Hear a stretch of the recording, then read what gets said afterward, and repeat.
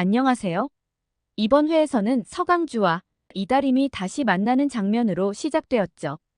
편의점에서 운명적인 만남을 하게 된 두 사람. 여기서 강주와 다림은 신경전을 벌이게 되고 그 와중에 화가 난 다림이 지팡이를 휘두르다가 결국 부러지고 말았죠. 그 지팡이는 다림에게 있어 눈과 다름없는 중요한 도구였죠. 강주는 그런 다림에게 내가 사줄게라며 무려 지팡이 10개를 사서 사과하듯 건네줍니다. 근데 이게 정말 사과일까요?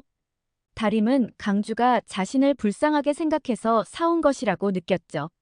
그래서 강주에게 불쌍해서 온 거냐고 따지며 서로 간의 감정의 골은 깊어집니다. 사실 다림은 강주에게 단 한마디 반가워라는 말을 듣고 싶었을 뿐이에요. 그런데 강주는 그 기대를 저버리고 오히려 막말을 쏟아냈습니다.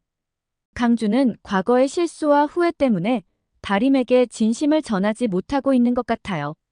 그리고 여기서 차태웅이 등장합니다. 다림의 오빠 같은 존재로 항상 그녀를 보호해온 태웅은 강주가 다림의 지팡이를 부러뜨린 것에 크게 분노하게 되죠. 멱살을 잡으며 강주에게 당장이라도 주먹을 날릴 기세로 다가섭니다. 이때 다림은 강주를 나쁜 놈으로 몰아가며 태웅에게 진실을 다 말하지 않죠. 이 작은 복수로 다림은 소심한 복수를 완성한 셈입니다. 한편 봉인은 딸 다림의 수술비 8억 원을 마련하지 못해 가슴이 타들어가고 있죠.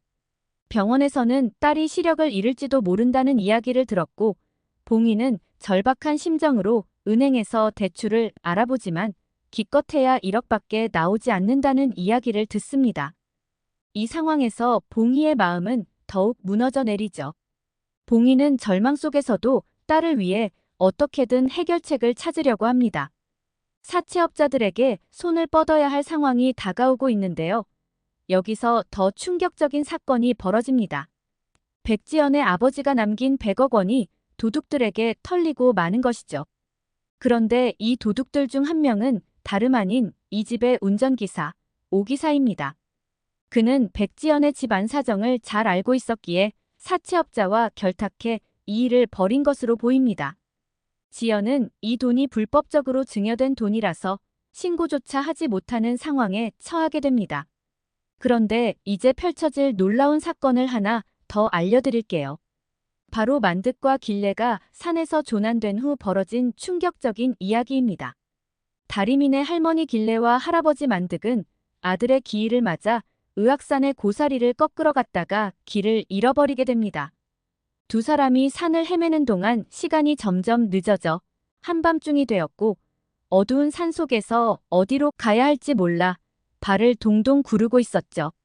그런데 그때 멀리서 수상한 그림자가 보이기 시작합니다. 낯선 사람이 땅을 파서 구덩이를 만들고 있었습니다. 만득과 길래는 긴장한 채 숨죽여 지켜보고 있었죠.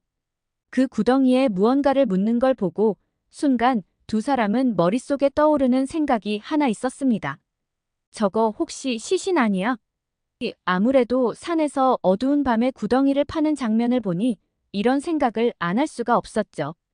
그래서 만득과 길래는 겁을 먹으면서도 다가가서 구덩이 속 커다란 가방을 꺼내보게 됩니다.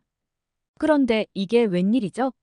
안에 든 것은 시신이 아니라 돈다발이었습니다. 무려 100억 원이 들어있는 커다란 가방을 발견한 겁니다.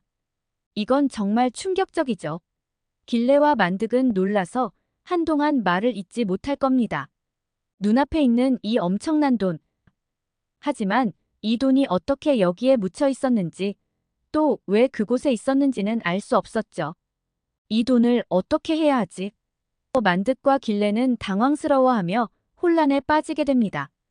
이게 누구 돈인지도 모르고 숨겨진 이유도 모르는 상황에서 두 사람은 이 엄청난 돈을 어떻게 할지 앞으로의 전개가 정말 기대되지 않나요?